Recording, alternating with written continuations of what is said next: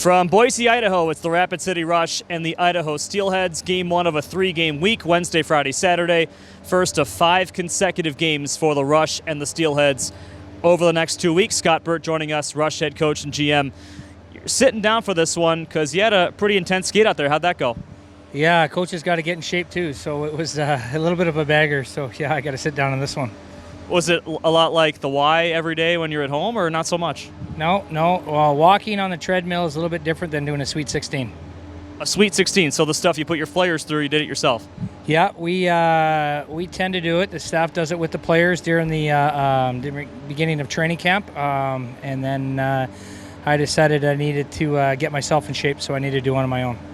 We'll talk about Boise here in a second and what it means for you, but first off, just the win on Saturday against KC. Seemed like a lot of things that you were hoping would come to a culmination came through. Offense, a goal high with 5. Goaltending, Radomski, his best game all year. Power play, 3 goals. A lot of things you were hoping would go well did. How'd you see it on Saturday?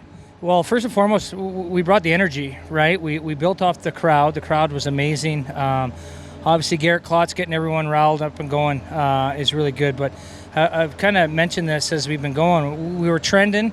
I thought we could have had a couple of better outcomes in the first 2 games of that set, but no, the guys stuck with it. Like I said, right from the get-go, they got good attitudes, they believed, and they brought it on Saturday, which we needed. So, we had a good skate here this morning. Energy was high, obviously. I had to make a trade, and with that, it's, we're not satisfied. I don't think the players are satisfied. We want to put the best product we can on the ice.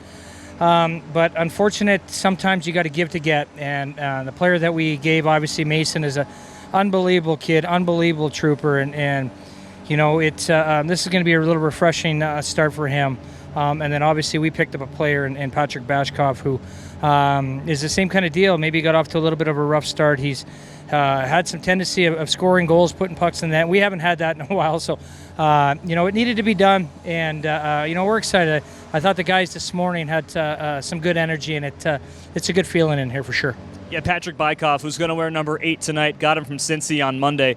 Could he be like another Chad Smedzard? He does not much with Allen to start the year and pops into a scoring role and does really well. Yeah, I mean, I'm a little familiar with him back in the West Year when he was in Everett. His 20-year-old year, he ended up with 100 points. Could put the puck in the net. A couple years ago, he's in Greenville, had another 20-goal season. 2 years ago in Reading, I think he had 26 or whatever it was. So, hopefully we can get him back to that caliber. He wants to get back there. I think he's been frustrated. I think a good start for him here will be good for him. So we're excited to get him in the lineup for sure. And the Klotzy fight as well.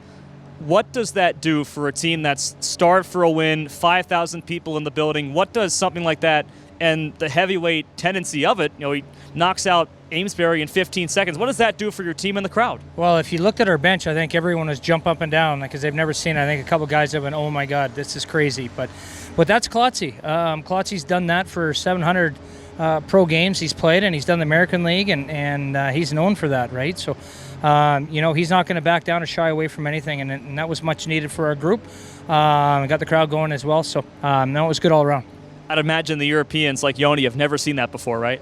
No, I talked to Yoni after the game, and I asked him what he thought of it, and right below us was Klotzy doing push-ups. So he said, hey, I don't want to ever play against him, but that's just the way it is. That's the job. It's a tough man's job, right?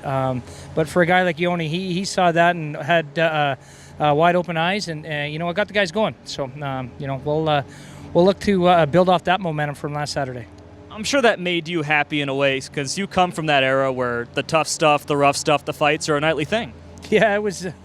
Nowadays it's a little bit different than back in the day. It could be 3, 4, 5 guys jumping off the boards to get in an altercation, but now it's a little bit more skill, faster, more detailed, structured, possessional game. But you know what I mean. Sometimes you need those guys to go out there and do that kind of stuff. Amesbury, I give him credit for doing that, and that's what he does too, right? So, it was a good game all around. What does it mean to come back here to Boise, a place you've called home for so long, one of your adopted hometowns? Your name's up on the wall and that mural over there in the corner. What does it mean coming back here to coach? Well, obviously, this is a huge series for us. I have memories here, but it is what it is. That's in the past, right? So I come back every single time, get opportunity to see some friends. But other than that, it's, you live in the moment, you live in the day, right? So I really don't care what what the past is all about. Yeah, we won some championships and we had some good teams and good memories, but you live in the day or in the now, right? So for us, it's building off our momentum on Saturday. And we play these guys 5 games in a row, so it's almost like a 5-game mini playoff series, right? So we're looking to go out there and play with energy, play with pace, push these guys. Hey, we got to realize that Kansas City is a top team in our division. Boise is a top team in our division. If we want to keep climbing the ladder, we got to beat teams like we did on Saturday, and we got to beat teams and win the week is the biggest thing, is win the week. So, what about for Connor Millimak? Obviously, you play with his dad. His name's also up there in the rafters too. They're going to be here tonight. What does it mean to have him come back to a place he also used to call home?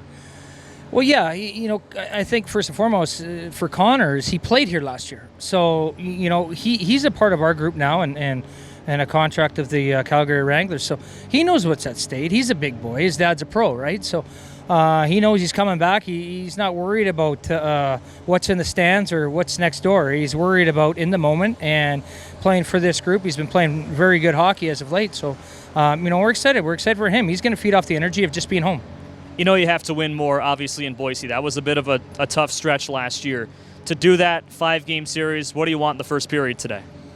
Well, I want us to start on time, first and foremost. I want us to establish our forecheck right off the hop and get going. We got to play north, play south.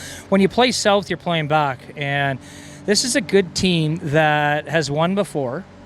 They are a good team that they have older players, experienced players, and they understand situations, right? So if they're down 2-3 goals, they're not panicking over there, whereas maybe we panic a little bit because we're a younger group. So, we're hoping our older guys can grab a hold of our younger guys, and our younger guys can build off the older guys, right? And just go play the way we have to play our structured game and be ready to go from puck drop. Thanks, Birdie. Thanks, bud.